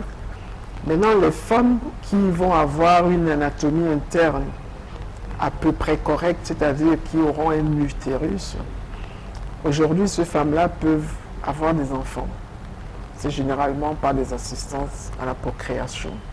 Il y a un cas très célèbre qui s'est passé en Angleterre il y a 6 ans, où une hermaphrodite a pu faire des jumeaux suite à une fécondation in vitro avec des dons d'ovocytes. Donc ça, ce sont des choses qui peuvent être possibles. Chez ceux qui deviennent des hommes, c'est beaucoup plus compliqué, parce que généralement, ils ne fabriquent pas, dans la plupart des cas, des spermatozoïdes. Voilà, donc si eux veulent aussi faire des enfants, il y a toujours des situations de recours aux dons de sperme. Mais l'idéal, ce serait que vraiment chacun puisse avoir un sexe le plus proche du sien et qu'il puisse maintenant se mettre avec une personne qui n'a pas ce problème-là, et on aura plus de facilité donc à les accompagner dans la sexualité et la fertilité. Alors, docteur, finalement, lorsque le docteur Cuichet dit il est plus facile de transformer un appareil génital homme ou masculin en... Pardon, docteur? Plus proche de l'homme que plus proche de l'homme, voilà, que de la femme. Et puis, le docteur Godbel dit il est plus facile pour, dans ce cas précis, lorsqu'on est dans une situation d'ambiguïté sexuelle, pour celle qui est plus orientée vers la femme, de faire un enfant. Donc, finalement, il est plus avantageux d'être hermaphrodite proche de la femme. Je crois, Eric, que ce qui est indiscutable et qu'il faut comprendre et qu'il faut savoir tous, c'est que le mode ou bien le sexe anatomique par défaut chez l'embryon, c'est le sexe féminin. Voilà. Donc, c'est-à-dire que tout bébé, dès la fécondation, pendant qu'il progresse là, le docteur Cuichet l'a présenté, donc 6e, 12e semaine, c'est à ce moment-là que on va devenir autre chose qu'une fille.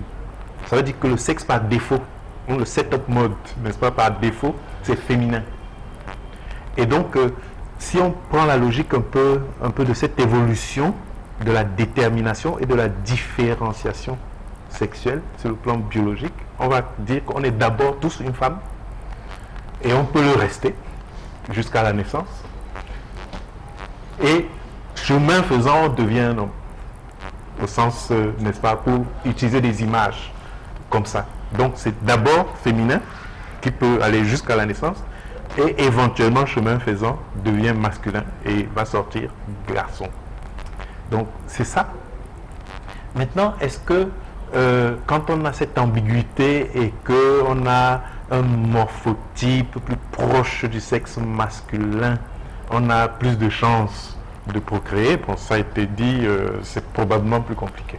Probablement plus compliqué. Mais ça va plus loin, la difficulté.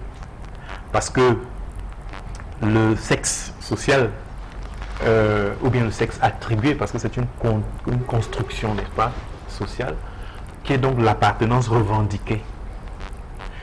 cette appartenance-là, ben, ça ne suffit pas.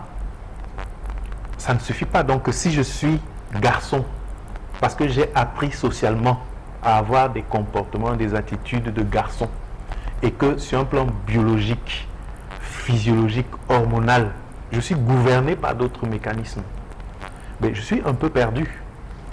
N'est-ce pas, le moment venu de m'engager dans quelque chose qui suppose, n'est-ce pas, non seulement une certaine sexualité, mais aussi la possibilité de procréer, mais là je suis perdu. Et donc c'est à ce moment-là que on va voir comment les personnes qui sont sujettes à ce type de situation, mais ont des problèmes psychologiques importants. Et il y en a qui développent des troubles maintenant, des troubles de la personnalité, des troubles de l'identité et parfois des troubles mentaux graves. On a des cas de passage à l'acte suicidaire, n'est-ce pas, chez ces personnes, parce que c'est pas facile de vivre, n'est-ce pas, dans un corps qui ne traduit pas et ne renvoie pas des sensations, des émotions, des pensées qui sont alignées de manière cohérente et durable, stable. Donc c'est à ce niveau-là qu'on parle de trouble de l'identité. Ici, on a affaire donc à une situation concernant, n'est-ce pas, nos jeunes compatriotes, où visiblement ils se sont habitués à une identité sociale qui serait masculine. Si les études de karyotype débouchent sur quelque chose qui serait peut-être plus féminin, ça va poser un problème médical, légal, médico-légal et de conseil génétique important.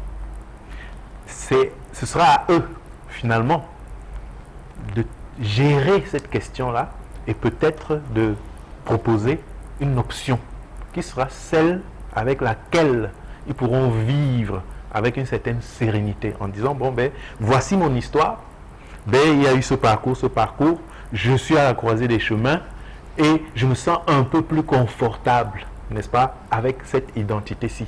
Et c'est elle que je vais essayer de consolider et créer pour moi une existence acceptable et épanouissante. Donc on ne peut pas aller vers une solution définitive sans impliquer directement, n'est-ce pas, les concernés, parce qu'ils ont eu le temps aussi de traiter, de se poser des questions et peut-être, on l'a vu dans le reportage, voir comment leur situation engendre une détresse si sévère, notamment du côté de la mère. Donc, ils sont donc gouvernés par ce mal-être, gouvernés par cette détresse, et il faut qu'ils prennent une décision qui ait le potentiel de casser tout ça et d'apporter de la sérénité. Est-ce que ça va supposer... À quel âge doivent-ils prendre cette décision? À quel âge doivent-ils prendre cette décision? C'est vrai que les problèmes de l'identité sont des choses qui évoluent et l'adolescence, et ils sont proches de cette période-là, c'est un moment crucial. Avec le développement de la sexualité, la libido, le désir sexuel, les premières aventures et tout ça. Bon, donc c'est souvent vers cet âge-là qu'on se sent, n'est-ce pas, porté par un élan sur le plan de la sexualité qui est orienté vers le sexe opposé ou éventuellement vers le même sexe sur le plan anatomique. Donc, dans certaines contrées, la prise en charge de ce type de cas, en attendant que les concernés puissent se prononcer, parce que c'est leur droit, parce que c'est leur vie, c'est leur sexualité. Donc, en attendant qu'ils puissent le faire médicalement, ben, on va faire des traitements qui vont retarder la puberté. Donc, en retardant la puberté, tous les caractères sexuels secondaires et autres qui, quelquefois, font que bon, c'est encore plus difficile d'inverser les choses. Bon, donc, en retardant un peu la puberté, ben, on a le temps, sur le plan psychologique, de traiter de cette question. Il existe des médicaments pour retarder cette puberté-là? C'est des comprimés qu'on leur donne ou c'est une thérapie psychologique? C'est des traitements hormonaux. C'est des traitements hormonaux. Ah, bien, d'accord. Voilà. Et donc, en retardant, bon, ça donne le temps. Et une fois qu'ils se sont prononcés, l'acte chirurgical éventuel qui est envisagé, mais c'est un acte qui engage, n'est-ce pas, le choix responsable. Hein, c'est le consentement éclairé de la personne. Et à ce moment-là, le sexe définitif de la personne sera un sexe qui correspond le mieux à sa sérénité, à son potentiel de bien-être. Ok. Alors, Dr. Kouan, let's say a word in English for us to to respect the engagement we took at the beginning of the program. So right now, what are the possibilities, or what are the possible solutions? The possible solutions. Can they be cured? Can the solution, can the problem be solved? At least we've been able to manage several cases of ambiguous external genitalia. The technical aspects are straightforward. We've been able to carry out clitoroplasty in hermaphrodites who have hypertrophied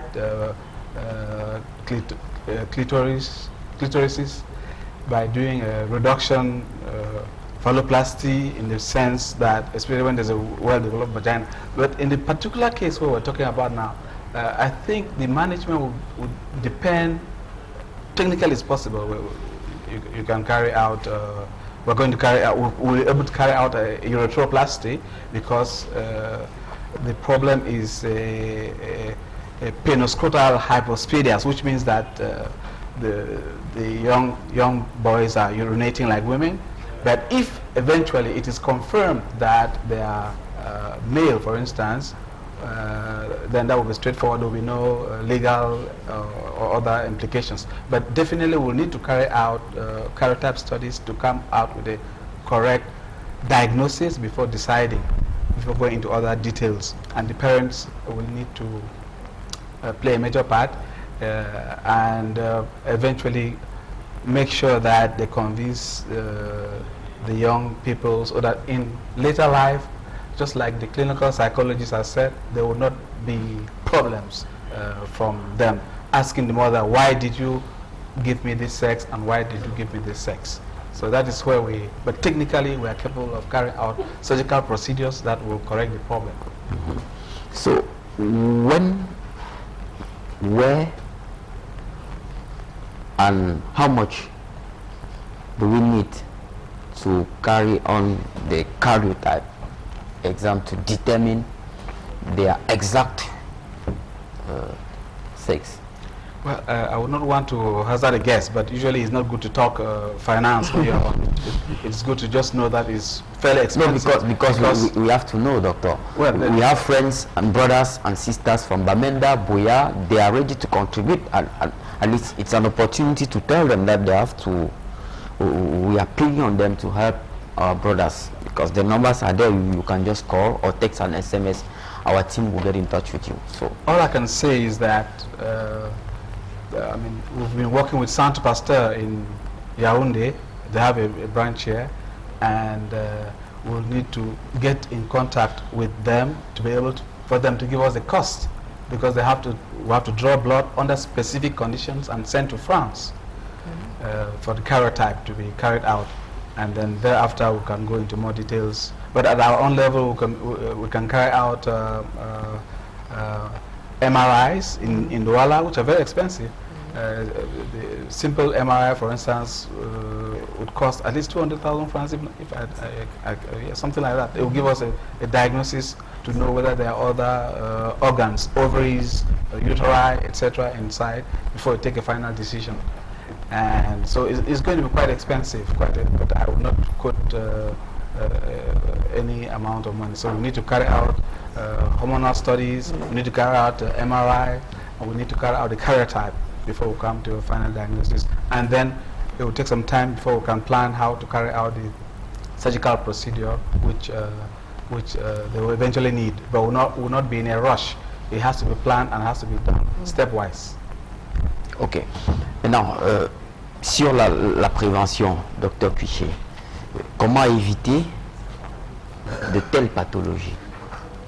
Si c'en est une, est-ce qu'il y a des mesures de précaution à prendre en amont? Non, c'est une maladie génétique, donc elle peut survenir chez toute personne. Nous sommes tous menacés. Bon, maintenant, on peut au moins les dépister plus précocement, c'est ça. C'est peut-être sur ça qu'il faudrait insister. avec un suivi correct de la grossesse par des échographies, fait par de bons gynécologues, avec une prise en charge pédiatrique aussi initiale assez poussée. Je pense que c'est par là qu'on pourra plutôt se baser pour pouvoir prendre en charge plus facilement ces patients. Je vais quand même une petite précision au niveau de la prise en charge de ces patients. Il faut dire qu'actuellement, il y a une équipe quand même à l'hôpital gynéco-obstétrique de Yaoundé qui s'occupe plutôt bien de telles malformations urogénitales. Et ils sont aidés par une équipe suisse qui vient à peu près 2 fois par an et qui permet également de faire des examens plutôt à des prix un peu moins élevés que ce qu'on a. Effectivement, ce sont eux qui ont d'ailleurs recommandé à la famille de revoir les noms. Ils ont dit à la famille que les enfants avaient des gènes masculins, ce qui a valu d'ailleurs cette modification. Mais la famille n'a pas pu suivre le traitement de façon convenable pour des raisons qui sont évidentes, des questions de finances, donc des questions de pécule. Voilà, pour la prévention, on peut quand même ajouter qu'on peut, pour les femmes qui en sont enceintes, notamment cette femme-là qui a déjà fait 2 cas, on peut faire un dépistage anténatal pendant la grossesse pour voir si l'enfant porte ce gène-là et choisir de le garder ou de ne pas le garder. Mais sur la base de quels symptômes? Aucun symptôme, c'est-à-dire on fait des échographies et puis on prélève le liquide du bébé, on fait le karyotype du fœtus. Ça se fait ici déjà? On envoie toujours à l'étranger, mais on prélève régulièrement pour envoyer. Et donc les femmes ont des résultats au bout de 2 semaines. Ok. Et une fois que les résultats sont à portée de main, peut-on résoudre le problème lorsque le bébé est encore dans le ventre de... Mais là, Est-il des médicaments? Il y a des médicaments que je pense. Oui, bon, déjà il faut voir s'il y a une cause médicamenteuse, des prises de médicaments qu'on peut arrêter déjà. Il y a le fait que quand l'enfant va naître, il va rapidement être pris en charge. Et ces enfants-là peuvent être opérés à quelques mois de naissance, en tout cas ou plus tard à 1 an. Ça apporte quand même beaucoup plus d'aisance pour leur développement. On peut également trouver des causes plus facilement. Si les causes sont vraiment les causes des produits venant de chez la mère ou des organes de l'enfant qui sécrètent anormalement certaines hormones, tout cela peut être pris en charge. Et dans les cas extrêmes où une femme a déjà plusieurs enfants comme ça, on peut procéder à un avortement thérapeutique, oui. Ok. Alors, docteur Diangoué, comment sécher ces larmes? Que faut-il? Bien, je crois que là on rentre dans le drame, n'est-ce pas, qui est un drame personnel et un drame familial évident.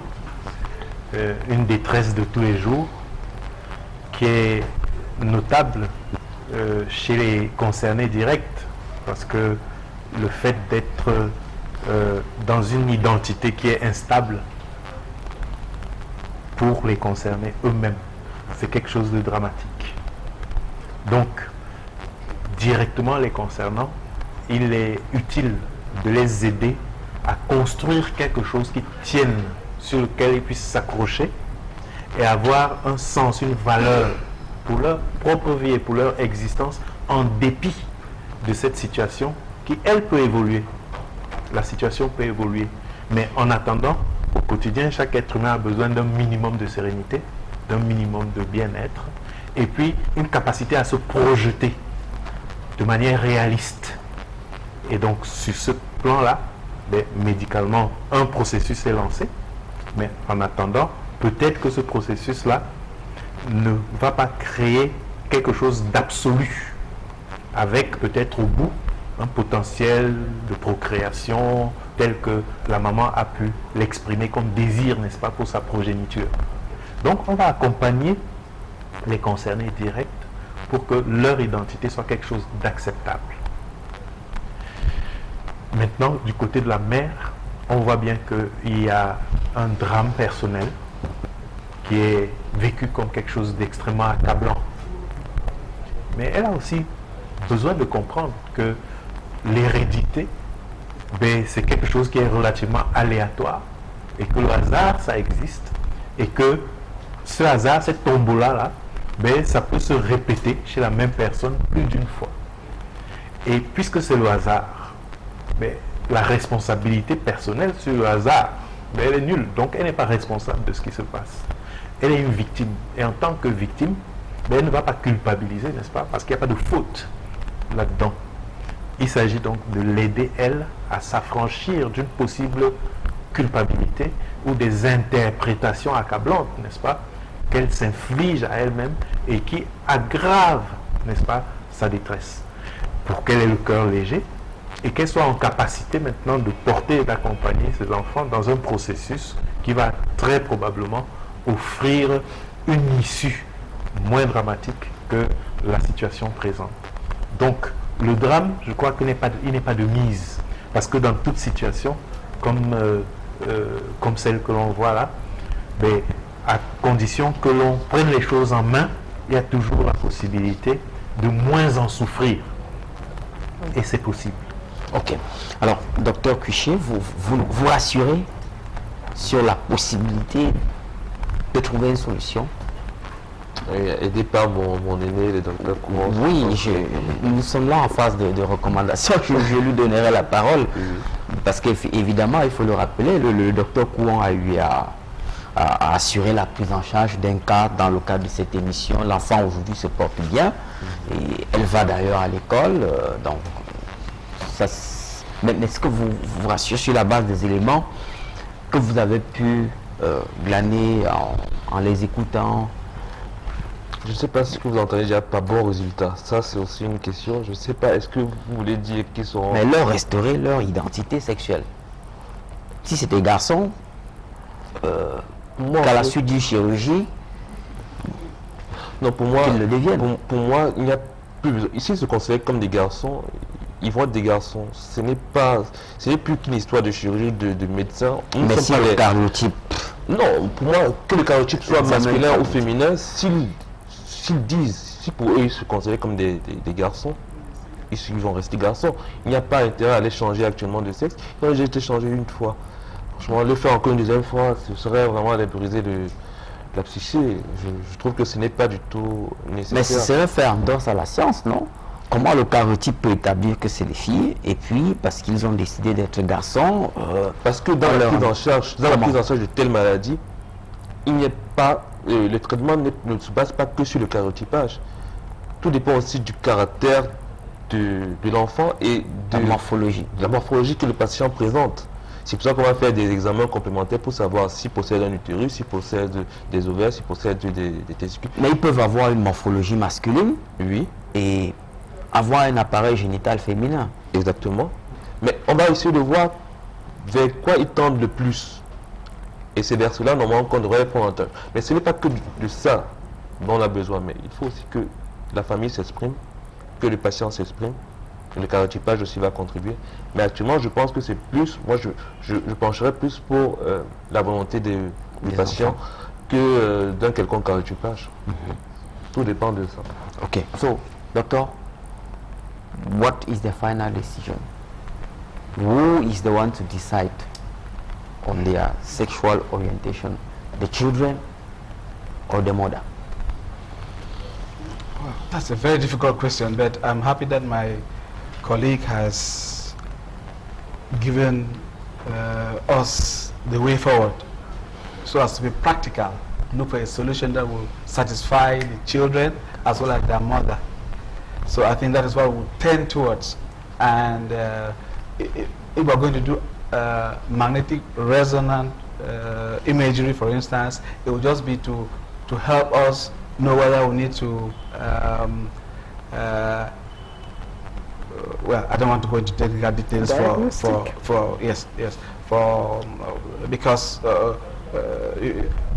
take for instance a case, the cases which I've done. I think it's better to refer to the cases I've done. I've seen patients who, on one side, when you explore the groin, you have an ovotestis, and on the other side you have a testis. So the best thing to do is to remove the ovotestis and leave the testis, so that the testis can keep producing testosterone for the child to grow as a male. So that is the kind of orientation which my colleague was talking about, which will tend to help us take a decision towards making sure that we take into consideration the phenotype of, that is the physical appearance of these young children, to look for a solution. And of course to satisfy them, to make sure that the mother is helped out and she is in a position to explain to them later on in life, if at all, because the young children are happy to be boys. So we'll work towards that direction. Because phenotypically, like my colleague just said, they were girls, in quotes, but now they're growing up as boys. So we'll just help accompany them along that direction. Ok, docteur? Oui, Eric, je crois qu'il y a quelque chose qu'il faut conserver comme une évidence, c'est que l'identité sexuelle au niveau anatomique n'est pas synonyme d'identité sexuelle sur le plan psychologique. Donc, parce que c'est sur le plan psychologique qu'il y a l'orientation sexuelle. C'est pour ça qu'on n'a pas besoin de cette ambiguïté, n'est-ce pas, anatomique. Donc, quelqu'un peut avoir sur le plan morphologique quelque chose qui ne pose absolument aucun problème, mais se percevoir comme voilà, quelqu'un d'un autre sexe, c'est ça qui va donner lieu, y compris quand il n'y a pas eu d'ambiguïté, à des opérations chirurgicales. Aujourd'hui, on a des transgenres, des gens qui prennent l'initiative de changer de sexe anatomique. Parce que psychologiquement, il y a quelque chose, une autre équation, n'est-ce pas, qu'ils essayent de résoudre. Ça veut dire que quelque chose, physiquement, peut ne pas correspondre à ce qui est la représentation sur le plan psychologique qu'on a de soi par rapport à son identité sexuelle. Il en est de même de l'homosexualité. C'est-à-dire que l'orientation sexuelle et l'attirance vis-à-vis du sexe, du même sexe, mais on voit bien que là, on n'a pas un problème de mâle ou femelle, c'est l'identité sexuelle, l'orientation sexuelle, c'est sur le plan psychologique que ça va se passer, et puis ça va avoir des incidences au niveau hormonal et physiologique. Ok, bien. Merci pour vos différentes analyses.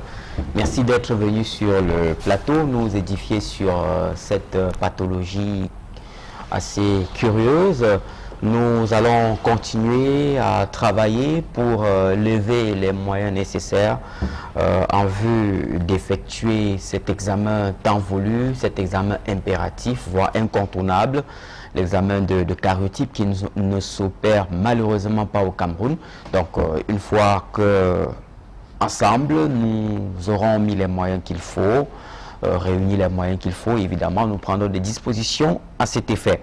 Donc je voudrais vous dire merci, mais ne partez pas, ladies and gentlemen. It's been a pleasure to know you are watching us tonight, and you must know that when the head of a snake is caught, the rest of his body can be used as a rope. So this evening we just caught the head of the snake. From your contribution, I'm sure we'll use the rest of his body as a rope to give hope to this family. Alors, the images you are going to watch right now are very difficult images. It's a case very difficult, I must say. Et évidemment, c'est une dame qui souffre depuis de longues années.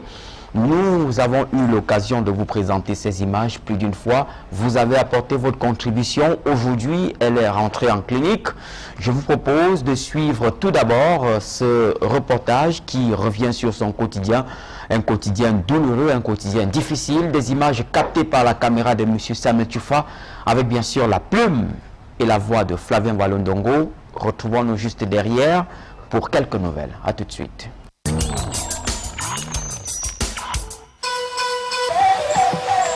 Le jour se lève à peine dans la capitale économique du Cameroun. Nous sommes à Douala. L'équipe de regard social, sous l'œil de la caméra du chef opérateur Samuel Tchoufa, est déjà sur le terrain des cas sociaux.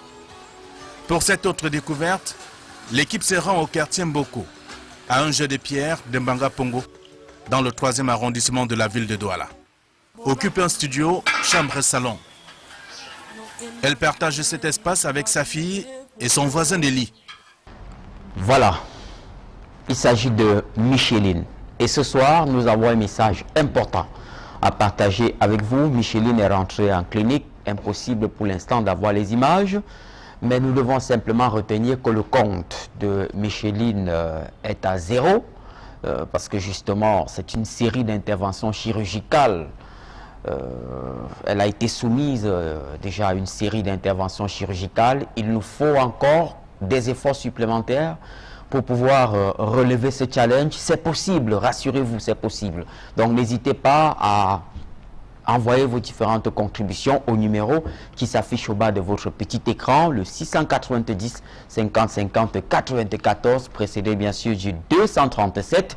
Évidemment, vous pouvez faire un SMS ou un message sur les différentes plateformes à travers les réseaux sociaux et nos équipes prendront attache avec vous. Alors tout de suite, je reçois sur ce plateau Irène Tembe pour faire le point de différentes contributions enregistrées avant le départ en congé. Bonsoir Irène. Bonsoir Eric. Alors bienvenue. Merci, jolie cravate. Merci madame. Alors tout de suite, nous rentrons dans le vif du sujet. Vous avez enregistré des différentes contributions, lesquelles? Depuis le 23 juin 2017, les contributions sont les suivantes. Gérard, 5 000 francs. Tientu Marie-Antoinette de la Guinée équatoriale, 10 000 francs. Papa Chouangan Raphaël de Bonamoussadi, 5 000 francs. Ndormo, 2 000 francs. Chosop, 1 000 francs. Yumeshi, 1 500. Kwabite M, 3 500. Une maman, 15 000. Gameni Augustine, 10 000 francs. Princesse de Jésus, 5 000 francs. Pokam, 2 500. Un bienfaiteur de Limbe, 3 000. Sylvian Boudom d'Allemagne, 25 000. Madame Dormo Nelly, 20 000 francs. Famille Guénon, 5 000. Un bienfaiteur Radio Yemba, à Tchang, 1 000 francs. Famille Mokem, 10 000. La famille Kinkumba, 2 500. Andé, épouse Bahoy, 2 500. Ngodiket Nadège, 1 000 francs. Un bienfaiteur de la Guinée, 10 000. Nambo Alain, 1 000 francs. Un bienfaiteur de l'Orbesso, 10 000. Une bienfaitrice de Colbicon, 50 000. Gabriel Kebuma Tungwen, 2 500. Mfo Wengon Sonde de Bafoussam, 5 000. Les amis de Badjoupa Bamenjou, 5 000. Elisabeth Toumentan, 5 000. Goutlouk, 7 500. Gervino, 10 000. Une bienfaitrice de PK12, 2 500. Madame Ban, 1 000 francs. Famille Moussinga Francis de PK10, 3 000. Famille Kwam de la Cité des Palmiers, 2 000. La famille Kamga à Balmayo, 2 000. De Jésus, 1 000 francs. Djongwe Alain Marius, 5 000. La voisine de l'Orbessou, 2 500. Une bienfaitrice, 5 000 francs. Eke, 5 000 francs. Foula, 15 000. Les intimes du collège La Conquête, 1 500. Un bienfaiteur, 2 500. Meufou, 1 000 francs. Masson, 5 000. Singé, 2 000. Edoum, 5 000. Une famille à Douala, 3 000. Famille Semo Sango, 2 000. Karam Stéphane, 2 000. Biancob Sidouane, 2 000. Une bienfaitrice de l'hôpital général, 5 000. HB, 5 000. Un chrétien de la paroisse Saint-Jean-Paul d'Edea, 2 000. Madame Sia Régime, 5 000. Mahan Djanjo, 5 000. Une famille à Bonabiri, 20 000. Club des amis de sport santé, 7 500. Une bienfaitrice de Mbanga Pongo, 3 000. Un bienfaiteur, 10 000. Un bienfaiteur, 6 000. Association Good Faith Sister de Bepanda, 17 500. Comme Anatole, 15 000. La grande classe de Brumen en Allemagne, 10 000. Association amicale des responsables administratifs du département de la MIFI et du personnel de la préfecture de la MIFI, 100 000 francs. Une volontaire de Brême, 10 000. Famille Priso, 5 000. Geneviève Minkwe, la Gabonaise, 10 000. Date Juliette de Suisse, 5 000 francs. Un bienfaiteur, 9 000. Un bienfaiteur de la Cité SIC, 2 500. Une bienfaitrice de Kotor, 5 000. Tatfo, 4 900. Ouété Merlin, 1 000 francs. Ce qui nous donne un total de 4 515 616 francs CFA. Voilà. Il faut rappeler que l'argent est fini. Hein? Non. Oui, il y en a plus, oui, voilà. je tiens à rappeler qu'avec les différentes dépenses sur les différents examens et tout, voilà, on y nous reviendra. sommes actuellement à 0. Voilà, le compte est à 0. Donc, vraiment, on n'a plus rien pour Micheline. Alors, n'hésitez pas, et pourtant, elle suit son traitement. Il lui reste plusieurs interventions chirurgicales, plusieurs autres passages au bloc. Donc, n'hésitez pas à apporter votre contribution dès cet instant, car nous devons aller jusqu'au bout de notre initiative. Il ne servirait finalement à rien de sacrifier 4 millions de francs CFA si nous ne pouvons pas donner de la joie ou du sourire à cette dame. Alors, merci pour votre aimable attention, mesdames et messieurs, and to our brothers from Bali. Voilà, from Bali Nyonga. It's been a pleasure to have you tonight in this program. You have surely discovered that Anglophone or Francophones, we are one, and we need to get up as one person, mobilize ourselves to save lives, because life has no price. So let's do ours, and God will do the rest. Do not hesitate to send your contributions to the number you have noticed on your screen throughout the program, and whatever you will send will contribute to save a life. Thanks for your kind attention. Merci au public qui est venu ce soir vivre l'émission avec nous. Merci à l'équipe qui m'a accompagné dans la préparation de cette émission. Nous aurons le plaisir de vous retrouver jeudi prochain lorsqu'il sera 20h45 sur la meilleure télévision au Cameroun, Equinox Télévision. Bonsoir.